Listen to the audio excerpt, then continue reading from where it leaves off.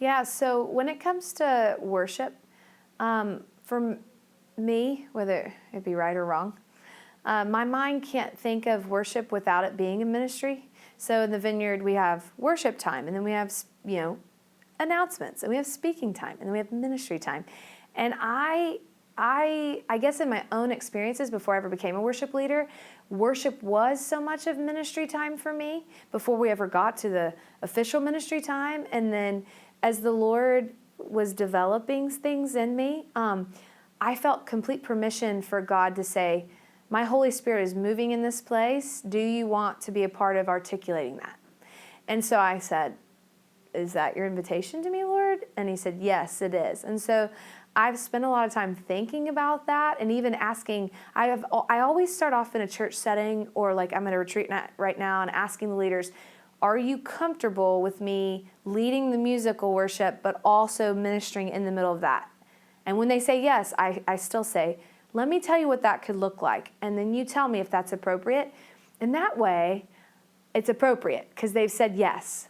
And then even if it is bringing the musical set to a halt to say, I feel like God's doing this in the room, let's address this. Oh, and by the way, we're going to keep worshiping. I never just stop the music and it's like, well, that's over. Now we're moving into ministry time again. Because again, my mind can't quite compartmentalize it that way. To answer it more directly, when is it appropriate? I feel like before the Lord, if my life and my character outside of the stage is one of integrity and living in the light, then I can trust that if God's asking something of me to respond in a moment, that it's Him and it's appropriate because He's asking me to do it. And so I know that sounds super simple, but if He's asking me to do it, then I need to do it. And there are moments when I'm not sure if it's Him or not. And so the best way to do it is ask a question. So last night I led worship and I felt this sense of weight in my hands when I wasn't playing the guitar that I knew, like, my hands didn't feel like that before we started worship.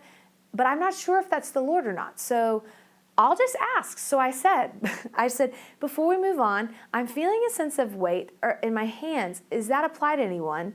And before I asked that question, I didn't know what God was doing. And the minute I asked it and then some hands raised, the Lord goes, that's because and He laid out the next step. And so He's really kind and like, He loves those people way more than I do as the worship leader trying to serve them. So He's really kind to lay things out. And yes, it doesn't always seem clear and fluid and beautiful, but it does seem right when I'm willing to do it. And when I first started doing this, all I was able to do, it seemed like, was pray a word out, much less go, hey guys, let's stop for a second, because I was new at it. And there's, it's like when a toddler's learning to walk. They look like a drunk person because they don't know how to walk. Well, I looked like a drunk worship leader trying to articulate what God was doing in a clear way and still not mess up a flow. And if I can tangent it real quick, if your pastor says you're up there to lead the music, and it messes up people's worship flow for you to stop and talk, maybe lean back in on them and say, but if God's doing something and I have eyes to see it and my perspective is different than everyone else's, how is that not enhancing what God's already doing? Just ask and work that out. But I will tell you, I've been in a lot of settings where the pastor would say, yeah, we don't really want you to give any words during worship. And even though my heart on the inside's like, oh man, mostly I just say, okay, that's just what they're doing. And you know what? Even though I'll still see God doing things, that doesn't downplay what He's doing because I don't get to call it out.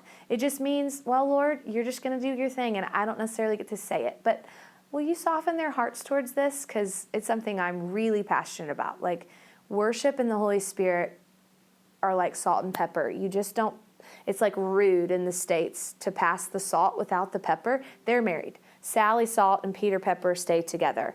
In my mind, worship and the Holy Spirit stay together.